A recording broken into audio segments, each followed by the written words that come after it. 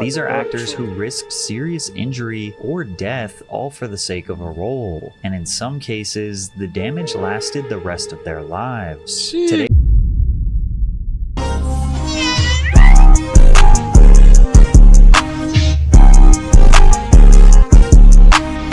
in today's video, we have the dark reality of Hollywood body transformations. Now, this is another video by Patrick CC. It's been a minute since we've reacted to a video by him, but we know he has a steady audience on our channel of people that like to see his videos. So we're gonna see what he's talking about in this one. T-Raw. I don't really know what to say about this, bro. So I guess we're gonna find out. some actors get dangerously skinny, others get suspiciously muscular. Some drank gallons of melted ice cream to gain weight quickly, whereas others were forced to take pills by producers before they were 18 years old. This is not standard acting protocol. These are actors who risked serious injury or death all for the sake of a role, and in some cases, the damage lasted the rest of their lives. Today we are looking at the dark side of Hollywood body transformations, starting with Tom Hanks, who's lucky he did not pass away while filming Castaway. In the film, Hanks plays the role of Chuck Noland, a FedEx executive whose plane crashes into the Pacific Ocean, leaving him stranded on an island for 4 years. At the time, Hanks's natural body weight was around 185 pounds, but his physical stature in real life would not accurately match the character he was portraying. So for the early scenes before the crash, where Chuck is still living a normal, comfortable life, Tom intentionally packed on nearly 50 pounds to reflect a man who eats all your favorite calorie-dense comfort foods like burgers, fries, and milkshakes. Gaining the weight was essential to make the body transformation even more dramatic, going from slightly overweight to dangerously underweight. After filming the first half of the movie, production shut down for an entire year so Hanks could lose the weight and come back looking like someone who'd been surviving off coconuts and fish. And this is where things got brutal. He went on an extreme diet, eating mostly vegetables, fish, and drinking water. Ain't nothing wrong with that though. No sugar, no refined carbs, no red meat. Basically just enough food to keep him standing. To burn even more calories, he added daily cardio, running and swimming every day. By the time filming resumed, he looks like a completely different... So basically, because he wasn't living that life as a man who was surviving, he had to put himself through it. He had to simulate it in reality. For sure. I mean, if you think about it, it wouldn't be believable if he didn't look like it. Or they could just find somebody who already looked the part. And what, do a body double? They can do that. They can do a body double or just cast for somebody who already looked like that. True. Person. On top of the dangerous weight loss, Hanks got a small cut on his knee that seemed harmless at first until it got infected and turned into a serious problem. His body didn't have enough nutrients to fight it off. He said, "I got an infection from a cut and it was eating its way through my leg. I didn't know it, I just thought I had a sore." He ended up in the hospital for 3 days and the film production was shut down for almost 3 weeks. But it gets worse. Years later, Tom revealed he had developed type 2 diabetes and his doctors told him it was partially because of how often he had pushed his body to extreme lengths for roles, with Castaway being one of the worst. Even though the film earned him an Oscar nomination and is considered one of his best performances, it also may have left him with permanent health issues. And while Tom Hanks transformed while chasing an Oscar, 50 Cent risked his life for a film that nobody saw. No awards, no acclaim, just a brutal weight cut for a role that did not give him the credibility he was hoping for. But real quick, have you ever Googled your name and seen yourself on one of those strange sites that has way too much... Oh yeah. Get your money, brother. Get your money. But you won't get us. It's a good one. Oh, that's the dude that be having the 2 and 3 minute long ads. Yes, sir. I got it right. All right, bet. You ready? Called All Things Fall Apart. He wrote it, financed it, starred in it, and most people have never heard of it. But during filming, he went through one of the most extreme physical transformations any actor has ever attempted. He played Dion Barnes, a top college football player who gets diagnosed with cancer. The character starts the movie healthy and muscular, then rapidly declines into a frail, sickly version of himself. And 50 decided to show that transformation for real. It wasn't just a creative decision, It was personal. Growing up, one of 50's closest friends died from cancer. He said that memory stuck with him, and if he was going to play someone going through that, he felt he had to get it right. I had a friend of mine that died of cancer growing up.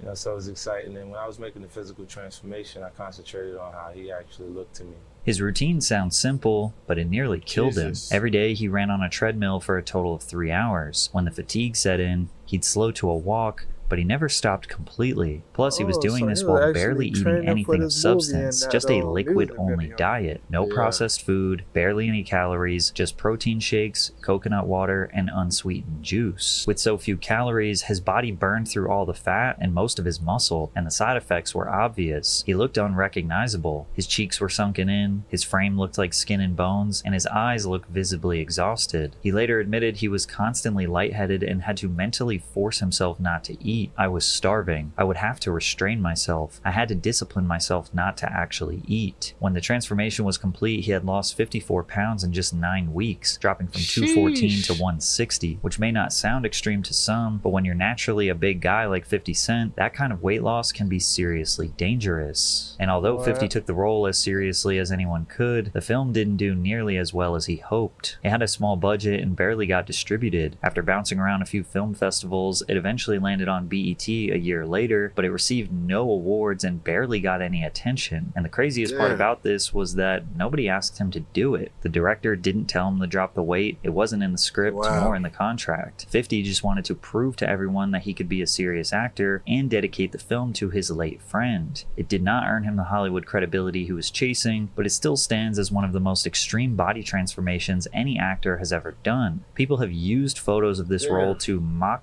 Damn, I ain't gonna lie, bro. That was dedication.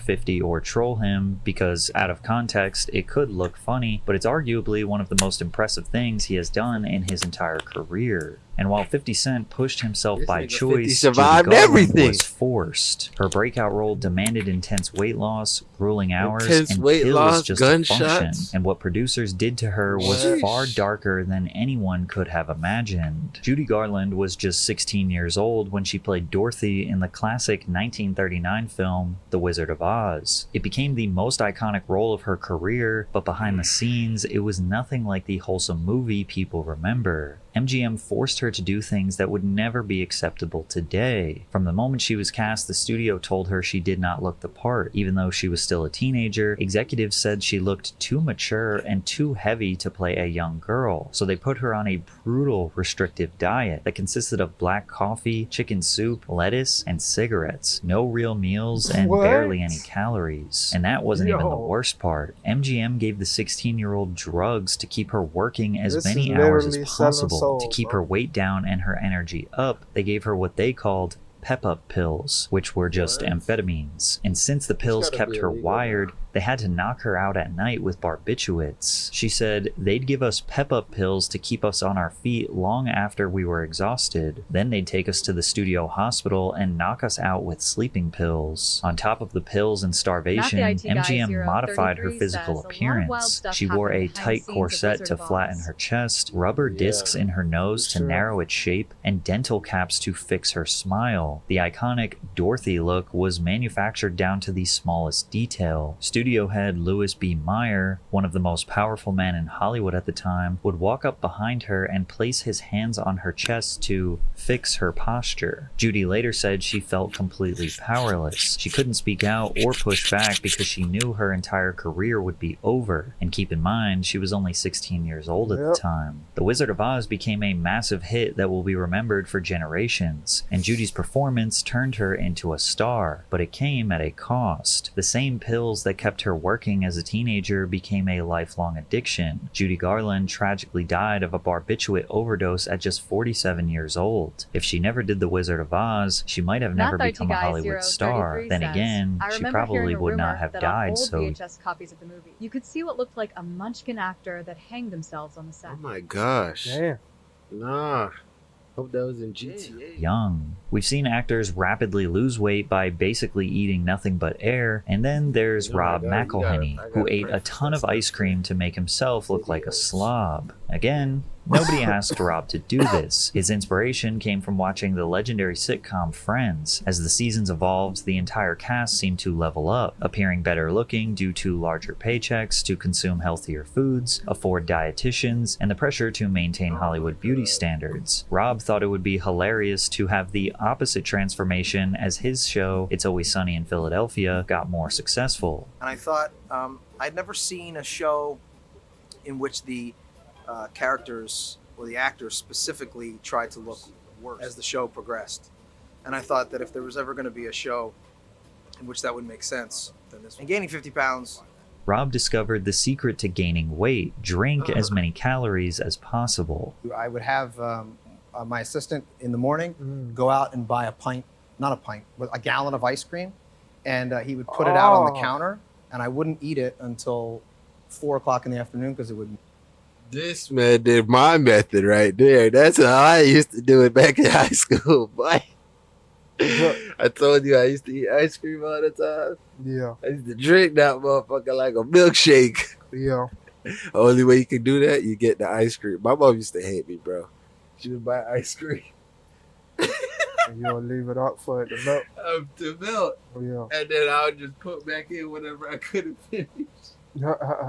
So you know the ice cream, when it refreezes, it just looks fucked up. Yeah.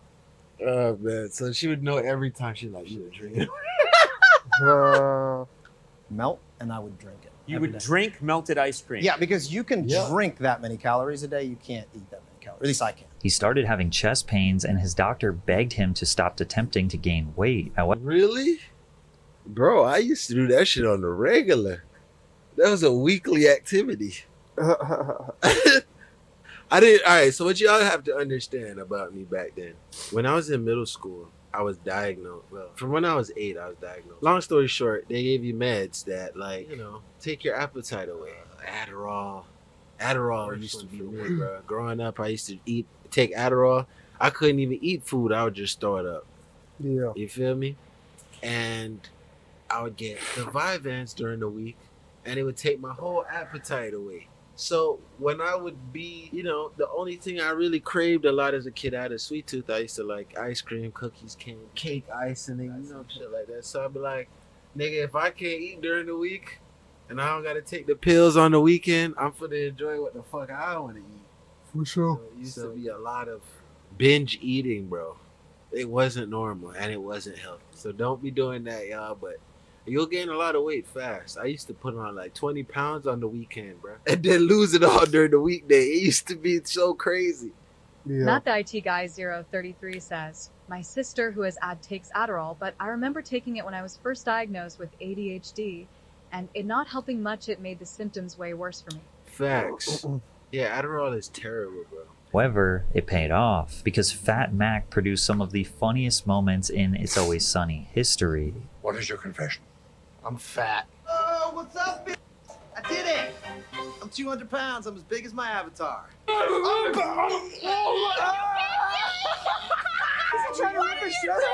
healthier than you, bro. Well, I wouldn't exactly say you're healthy. Type 2 adult onset diabetes. I mean, they're delicious. They're full of carbs, which is great for a pump. And The best part about Fat Mac was the redemption arc, as he was able to use this as an opportunity to get ripped beyond belief and shock the whole crew. okay, everybody, are you ready? All right, what's up? Oh, well, I got into really good shape. I don't really know what's going on here, though. You look like a baby. Yeah, Like a so just toddler. take- We're not gonna. Why did I do it? Nobody knows. We don't know. Okay, So, Put it my was shirt on. great. But Yeah, go ahead. Yeah. Congrats, Mac. It looks really good. good job. Can we figure out? Crazy thing is that Rob trained for months to get ripped just for a 2-minute joke. Now that's dedication. In a weirder twist, when Chrissy Metz was cast as Kate in This Is Us, producers actually wanted her to stay heavier to reflect the character's ongoing struggles with weight. Now, it's no secret that Chrissy was already plus-sized in real life, but it shows what Hollywood producers might demand to bring their vision to the big screen. They were like, we have to fit you for a fat suit. I was like, what? And I remember getting measured at the costume house and they're like, it's gonna be 109 inches. I'm like, oh, okay. they called it the couch. Like that's what we ended up calling it on the shoot was, oh, here's Chrissy's couch, because it's basically couch cushions. There's a story that I literally got stuck in my trailer. We had a separate dressing tent because I couldn't go in and out of my trailer. So we had it on the stage or on location wherever we were. One day I forgot my phone or I forgot something. I ran back and I got stuck in the trailer.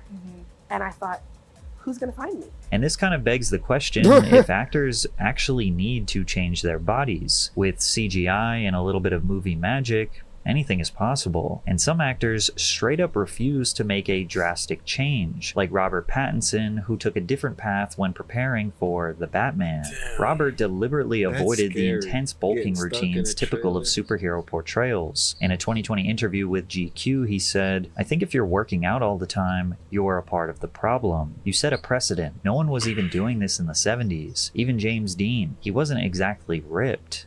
This stance was clearly the opposite to previous Batman actors. But the thing is, Pattinson still had a great physique. He did some training, including bodyweight exercises, long-distance runs, and military-style sandbag workouts. By no means was he scrawny or out of shape. A lot of the feelings that Robert did not do enough come from the fact that Hollywood body standards have changed significantly. Because Tobey Maguire's body transformation for Spider-Man back in the day was being treated like he transformed into a world-class athlete. What'd you do? You do special workout? Because when you finally turn into Spider-Man, you're muscular as hell. Well, how did that work? How do you get that size? I worked out for 5 months, 6 days a week, up to 4 hours a day. And do you eat more food when you do that? I had a nutritionist, and I was eating 4 to 6 meals a day, lots of protein. Back in 2002, Tobey Maguire built an impressive physique while preparing for his role as Spider-Man. That's but if you actually looked at him impressive, today but with that's the exact nothing same now. build, some people would say it doesn't even compare to other actors' dedication. Because now actors are expected to look like bodybuilders when playing a superhero.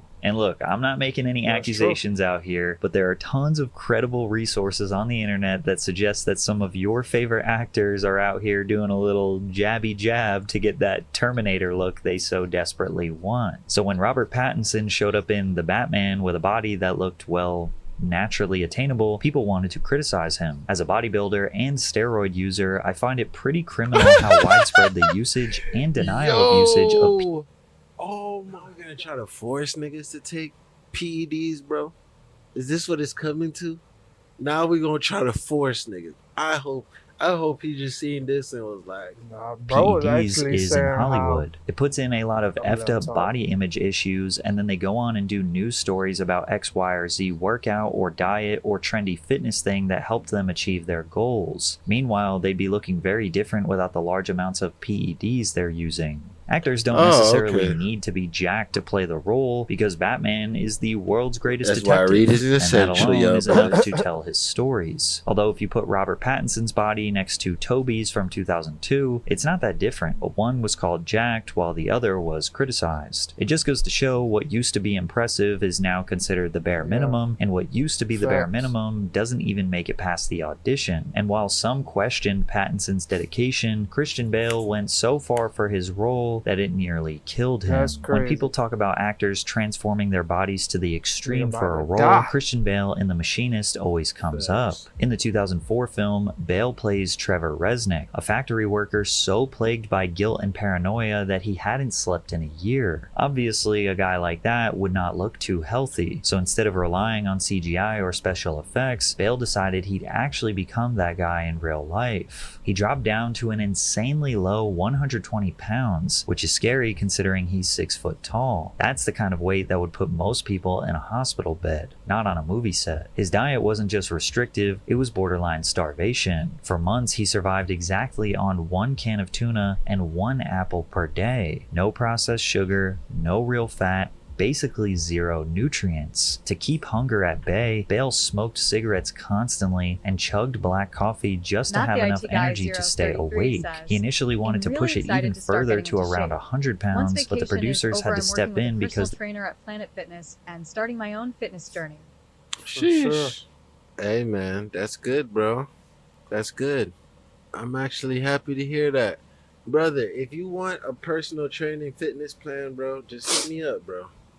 You don't have to go to the guys at Planet Fitness.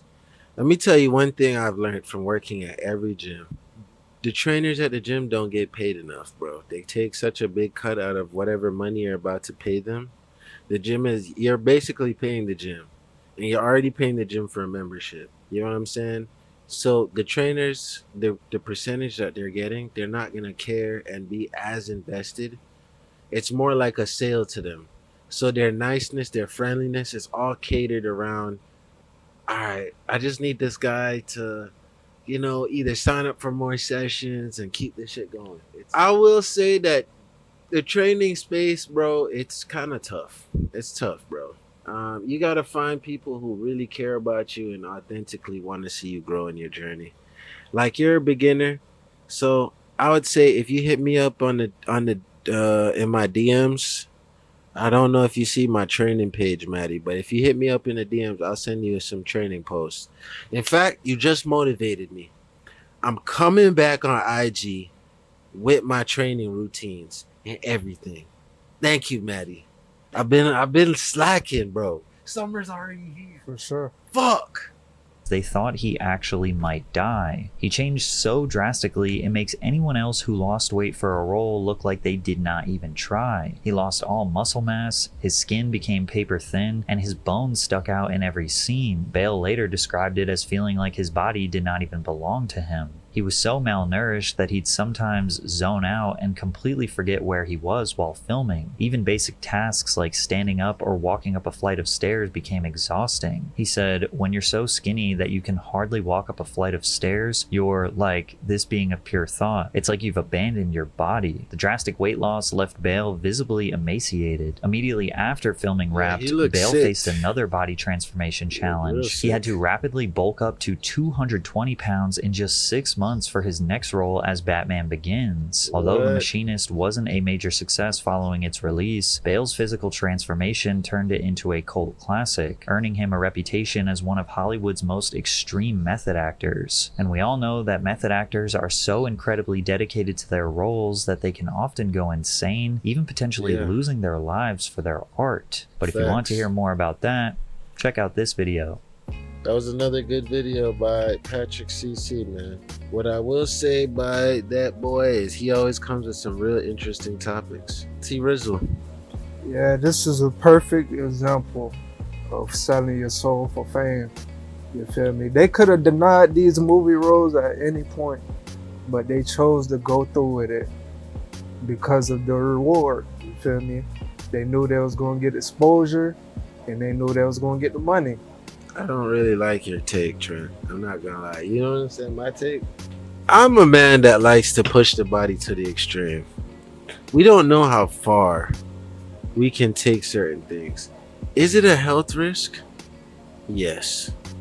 Certain things are gonna be risky. Just like us jumping out of a plane, bro. You only live one life. You only get to experience something once. Right? I don't know how skinny I would be. I've transformed my body multiple times. Right now, I'm in pretty good shape. I'm in great shape. You know what I'm saying? I'm in the best shape of my life, honestly. But I wouldn't know that this is the shape I'd want to be in if I didn't try to be the bodybuilder. If I didn't try to be the skinny Trent size. I tried to get skinny like Trent. Shit, I succeeded. When I left Jamaica, bro, I came back 170. Now, you know 170 at 6'2", that's dangerous, bro. That's under your BMI. You should be like 185. Yeah. So I done did it all, bro. You know what I'm saying? And I did it because I wanted to experience what body type do I want to be at for the rest of my life. You see how they had to do all this just to get to that point? That's what you got to do to maintain it. Because if that's not naturally who you are, you can't just eat whatever you want. You get what I'm saying? You gotta malnourish yourself in a sense. Like certain people's bodies, like I'll eat red meat and I'll bulk up because I ate red meat. It shows overnight like that I just ate red meat because my body, you know, it almost like it. If you ever seen the symbiote that been latch on to something and get bigger? Yeah. My body is like the symbiote, nigga. You eat certain shit, it get bigger. It just shows. And that's just certain people. Like T-Raw will eat something and then the shit just don't get as big. But it's not a knock on T-Rod. It just means T-Rod got to eat more of that same shit, just more consistently. It's just two different body types. So in that same way, you'd have to maintain the same exact structure, routine, regimen. So I don't really think of it as a sacrifice. I just look at it like all of us are just trying to see how far we can take it. Now, when you start to see that you're about to die, like Christian Bale, he went skinny as he possibly could, then immediately, oh, I gotta bulk up and see if I could go Batman. All right, bro, you ODing it, bro. Like, bro, give yourself some time to recover, because you could just be in the gym one day lifting and just die. Your heart just like, I can't keep up with this no more, bro. For sure. You know what I'm saying? It's not even your choice. You think you're straight and your body's just like, nah, bro, you're not doing this. So, I mean, bro, I'm not going to try to milk this shit too long. I done yapped y'all head off for another 5 additional minutes. That's my take. All right, man, you reached the end of another video, man. You already know. Love y'all. We're grateful for y'all, man. We can't do none of this without y'all. Disagree or agree with anything we say, go ahead and put it in the comments below. And by the way, there's a Discord link in the description. Go ahead, tap in. You know what I'm saying? You can see when we go live and, you know, catch us, you know, send us reactions, all that. Anyways, man, we out.